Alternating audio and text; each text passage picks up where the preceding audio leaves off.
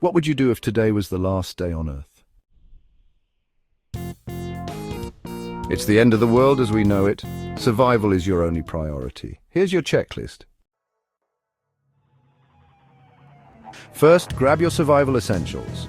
Water, food, fire starter, and a first aid kit. You'll need these to last through the chaos.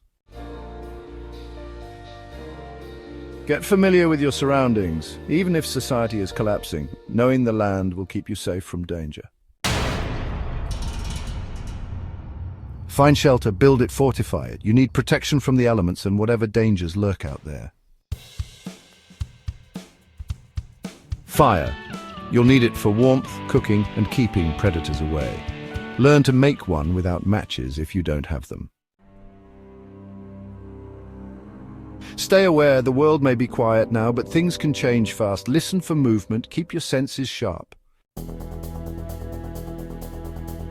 Survival isn't just about the tools you carry, it's your mind, your will to live, and your ability to adapt. What will you do on the last day on Earth? Survive, adapt, live. Title: Subscribe and like for more survival tips.